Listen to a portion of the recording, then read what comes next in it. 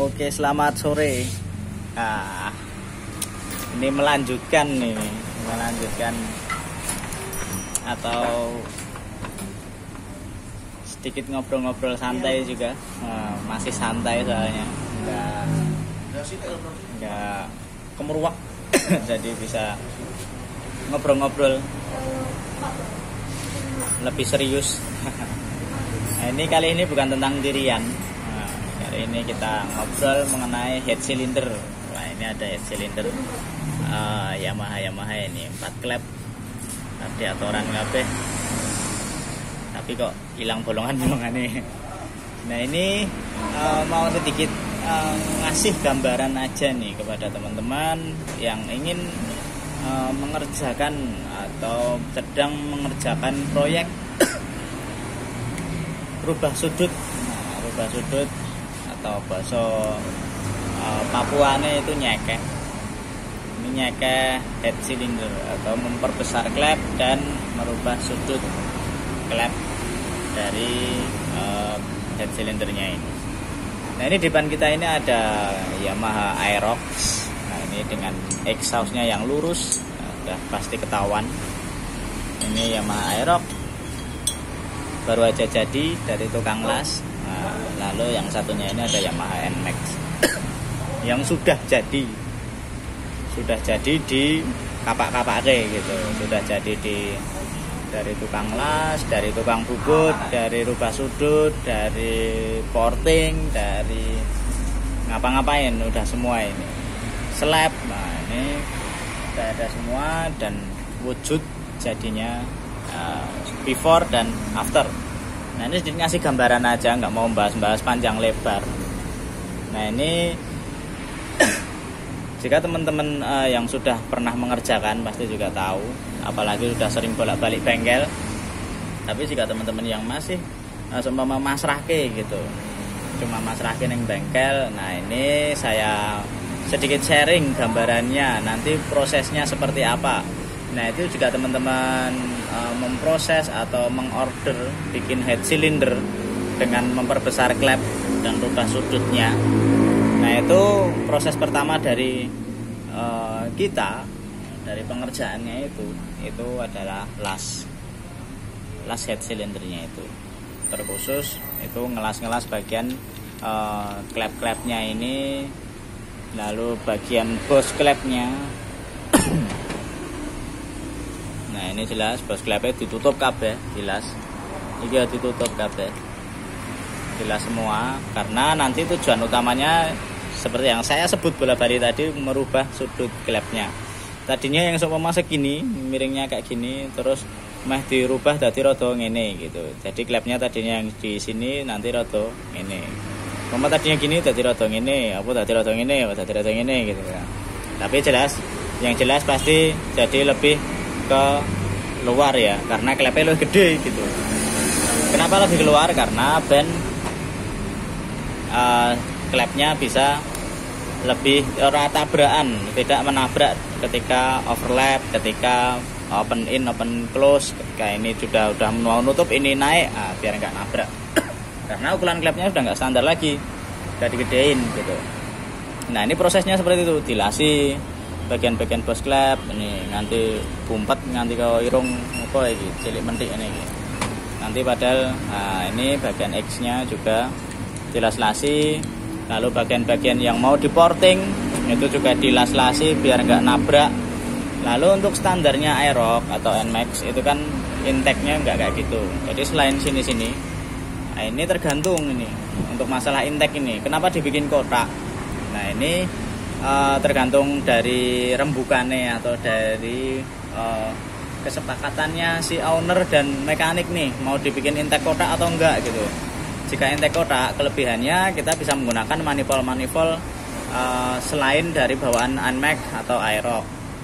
Jadi kita bisa punya making, bisa pakai punya CBR, bisa pakai punya fiction gitu, macam-macam, punya X-ray, punya apa terserah. Yang penting ini sudah di custom kotak. Jadi nanti ketika TB dan manifoldnya menggunakan selain Yamaha Aerox, itu kita bisa tinggal ngepaske baute yang dari bawaan manifold yang akan kita pasang. Semua pakai punya emaking. Nah, nantian ini masih buta ketika di slab ini nanti udah jadi semua dibubut di slab. Nah, nanti jadi buta, nggak ada lubang buat baut manifoldnya toh. Nah, nanti seumpama manifold emaking, terus lubang bautnya manifold itu di sini dan di sini, ya nanti tinggal dibolongi seumpama seperti itu. Jadi pasti presisi dan pasti pasnya, karena kita yang membuat jalannya sendiri gitu. Nah, ini kelebihannya dari kotak. Kekurangannya apa? Ya jelas merubah dari bentuk head cylindernya, karena standarnya mungkin iso tinggu gitu. Jika teman-teman masih ukuran standarnya atau tidak di kotak, nah minusnya tidak bisa menggunakan manifold lain, tapi plusnya bisa dibalik ke standar meneh. Alias nganggo manifold atau TB standarnya lagi itu bisa tinggal masang lagi. Nah, tapi overall untuk maksimumnya, jika klepnya nggak nanggung, klepnya gede sekalian, itu bagusnya tetap di kotak seperti ini. Nah, ini wujud bahannya ini mentah ketika kita setelah di tukang las. Ini kenapa dipopok juga, karena biar ketika di porting itu nggak bolong, karena portingannya nanti juga nggak kecil. Lalu intake-nya juga bagian samping-samping juga dilasi, nganti sedora ketok. Ini bagian sini juga dilasi. Nah, itu juga ini biar ketika bikin packing nanti bisa langsung lurus. Kalau bagian sininya ya. Lalu yang kehantam kompresi juga nggak ngerintip bagian pinggir-pinggirnya yang arah kamprat. Nanti tujuannya yang penting si rantai keteng itu jangan sampai nyasak ini. Jadi nanti tetap diratain lagi. Yang jelas bisa lebih keluar daripada standarnya. Nah, ini wujud dari bahannya sebelum dirubah sudut, belum dibubut, sebelum dimasuk ke proses rubah sudut, baru di tukang lasnya. Ini las almu. Las almu ini yang ngerjain juga nggak asal las almu bisa, tapi biasanya tukang-tukang las almu yang khusus bisa mengerjakan biasa atau sering mengerjakan head cylinder yang biasa buat kompetisi kayak gini. Nah, ini ketika kayak gini, nanti hasilnya ketika jadi seperti apa? Nah, jadinya seperti ini. Jadi ini before after ya. Ketika sebelum jadi, baru dilas kok, wes. Cara-carane iki wong sebelum mlebu Natasa, iki wong wis metu saka Natasa, LBC, terus ngendi meneh. Wae wis salon-salon kuwi atau wis kimpling. Nah, ini tadinya seperti ini. Jika nanti sudah dirubah sudut dengan setting Albronz, Bosch-Clamp nganu juga Albronz. Nah, itu akan Bosch-Clamp drat juga nanti jadinya akan seperti ini. Nah, ini kelihatan ya. Nah, tuh ini sama, cuman ini NMAX, ini Aerox ya. Cuman ini sama, sudah jadi. Ini tinggal finishing dikit bagian kubah. Tapi untuk portingnya, bagian innya sudah jadi, tinggal egg-nya aja. Nah, ini Yamaha NMAX. Dari keduanya ini sama-sama sudah kita tutup jalur radiatornya. Ini juga sudah ditutup. Nah, kalau ini nanti kita akan bikin ini enggak bampat, ada jalurnya masihan. Ini kita sebul dari bagian sini masih ada anginnya, bisa keluar air. Tapi kalau ini sudah mampat. Ini kemarin dijebol semua lalu dipopok las. Jadi ini nanti Yamaha NMAX ini tidak akan pakai radiator normalnya. Nanti akan kita buat di jalur water jacketnya langsung. Untuk air masuk dan air keluarnya langsung diblok. Sementara di headnya ini tetap kita fungsikan tidak ada airnya, tidak ada jalur untuk lewat air gitu. Jadi ini nanti kira dipasang, nanti termostat juga enggak gitu, karena enggak buat jalan apa-apa gitu. Ini kok ben butuh karena di sini sudah full las seperti itu. Beda dengan ini, tapi ini nanti tetap akan kita bikin jalurnya. Ini cuma kita tutup aja karena mau geser. Ini yang kemarin mau pakai paket BRT 66 Super Block. Nah ini kalau yang ini bloknya juga kita custom sendiri, ngelas, mau pakai bilet kok ora kuat. Larang tenan. Nah ini nanti bloknya kita baru bikin, baru diboringin. Pistonnya sama juga 66. Nah, ini proyek 66 semua. Nanti hasilnya gimana selama proses juga akan kita sharing gitu. Motornya nggak buat balapan, pengen buat seneng-seneng aja, sama jika ada resminan paling sama ikut-ikut bracket atau nanti tergantung lah hasilnya seperti apa. Seperti itu.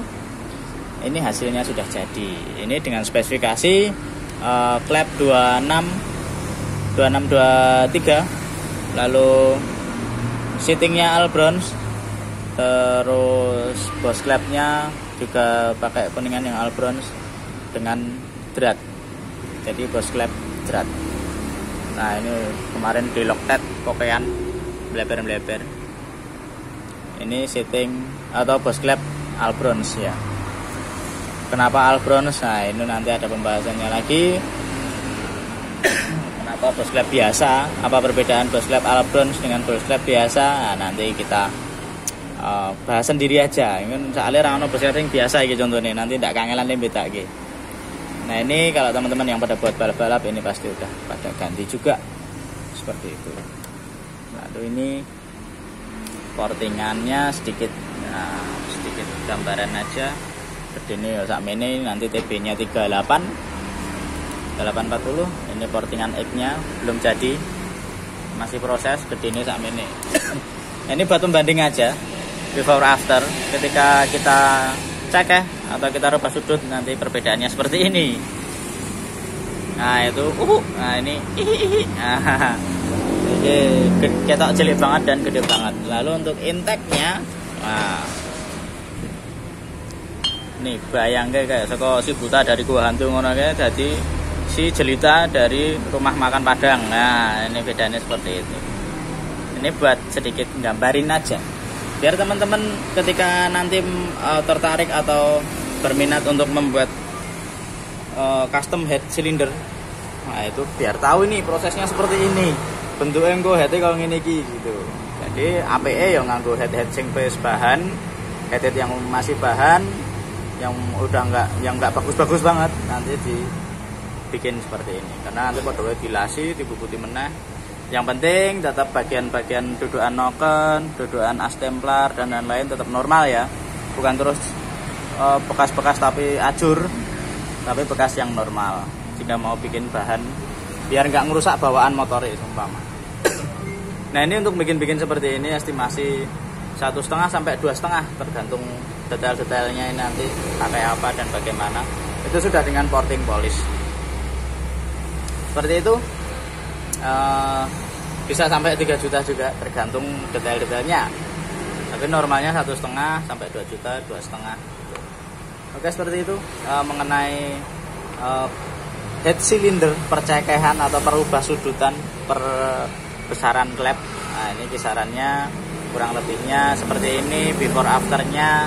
Nanti untuk detail-detail yang lain bisa teman-teman tanyakan lagi, bisa atau bisa ditambahkan di kolom komentar. Nanti kita sharing-sharing bareng di komentar ataupun di video-video selanjutnya. Seperti itu, semoga bermanfaat, bisa menambah wawasan kita semua. Selamat sore.